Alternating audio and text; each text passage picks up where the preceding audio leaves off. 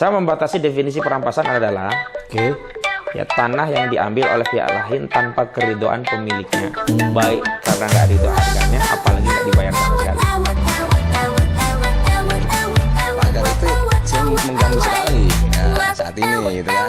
Kalau kemarin belum, karena pagarnya kan masih belum tebal ya. Nah, jadi sekarang udah merasa terganggu ya. Tadi itu sempat teman-teman katakan ya, awalnya 10 liter jadi 20 liter solarnya gitu kan. Jadi otomatis mengganggu, dan juga akses jalannya itu ya biasanya bebas gitu, sekarang harus milih-milih gitu kan. Ya, untuk menjawab siapa sih yang punya kepentingan terhadap pagar laut itu kan kita bisa tempuh dua jalur berpikir. Yang pertama mungkin tadi hipotesa, kita punya dugaan dan dari dugaan itu kita coba telusuri apakah benar dugaan tadi. Tapi karena saya praktisi, pengacara lebih suka preskriptif. Jadi berangkat dari data aja, fakta aja bagaimana. Dan dari data dan fakta nanti pada kesimpulan. Ternyata sama juga dengan analisa kepentingan tadi. Jadi kalau kita bicara pagar laut, nggak mungkin lah itu kepentingan nelayan. Secara logika dengan analisa kepentingan apa bagi nelayan pasang itu udah nggak nyambung. Udah selesai lah sama Pak Khalid ya nelayan itu. Ini udah selesai lah logikanya begitu. Jadi walaupun ada orang disuruh pura-pura mengaku nelayan, itu nggak masuk akal ya? Nah, pembohong. Pembohong, pembohong ya. Nah, justru saya melakukan penelusuran dan dengan logika ini lebih realistis. Jadi memang pagar itu dari sumber informasi yang saya terima, dan ini bagian dari materi perkara loh Bang. Menarik nih. Berarti di materi perkara gugatan perdata yang diajukan Bung Kosi ada disinggung sedikit masalah pagar laut. Iya, jadi ada 8 poin perbuatan melawan hukum yang menjadi materi muatan gugatan. Di poin 5 itu kami juga singgung bukan pagar lautnya, menghalangi akses nelayan untuk melaut. Ya, dalam hal ini karena adanya pagar laut. Nah, deskripsinya memang ada pagar laut.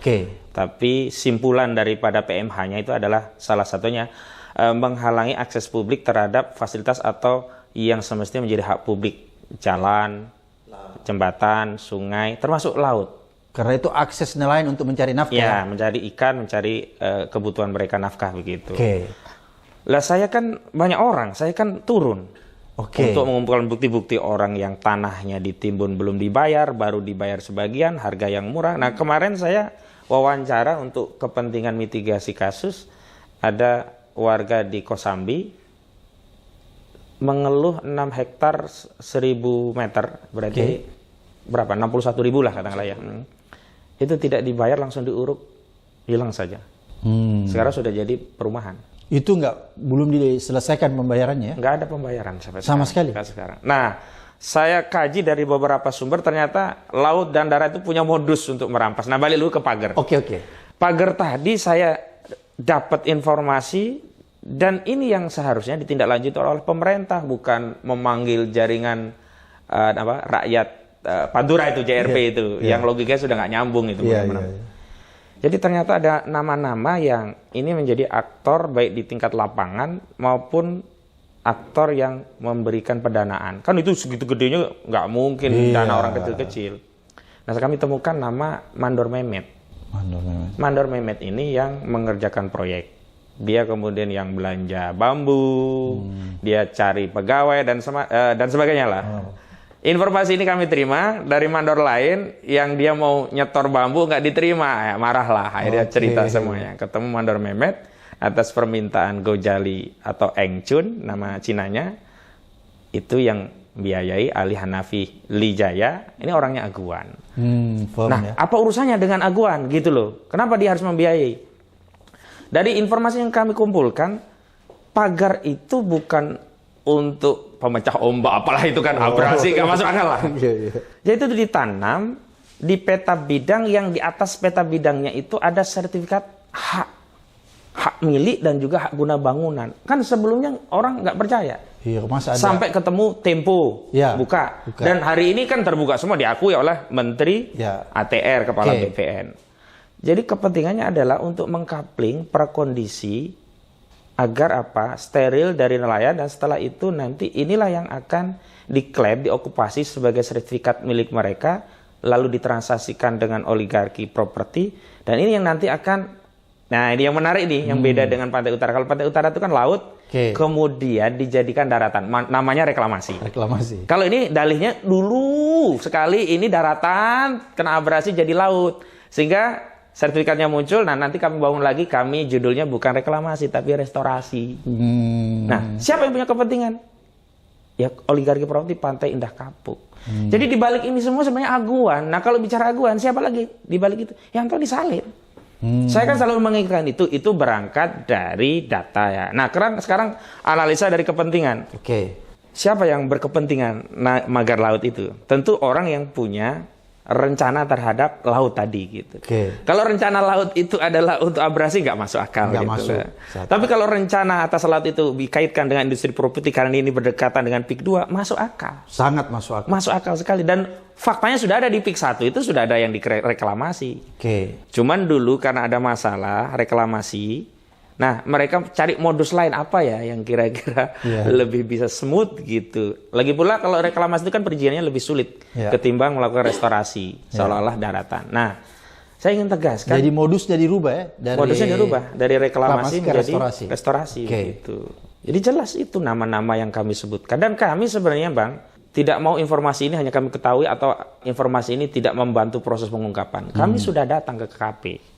Kementerian Kelautan dan Perikanan untuk menyampaikan informasi ini. Kami sudah kirim surat audiensi dan memang kami sempat bikin konferensi pers di depan KKP untuk menjelaskan agar apa nama-nama ini yang ditindaklanjuti, bukan malah manggil lagi jaringan nelayan Pantura yang sudah jelas gak masuk akal gitu loh. Ini kan buang-buang waktu gitu loh. Dan aneh ya. Nah, disitulah kami memang menyimpulkan berdasarkan temuan dan juga kenapa sih kok pejabat ini tindakannya lamban, bahkan kalau melakukan tindakan pun terpaksa setelah ramai, dan itu tindakan yang kecil sedikit. Karena semua sudah terlibat. Jadi semua hampir aparat sudah dikondisikan ya. Nah, pagar tadi kan sebenarnya ada sertifikatnya. Sertifikatnya itu yang bermain apa? Aparat desa. Kepala desa ya? Aparat desa berarti termasuk kepala desa. Ya. Kemudian ada notaris yang akte jual beli. Saya ketemu satu notaris, dia melakukan transaksi banyak puluhan AJB dilakukan pada tanggal 31 Desember 2013. Mana ada notaris hari libur bikin AJB dalam waktu yang bersamaan banyak sekali AJB.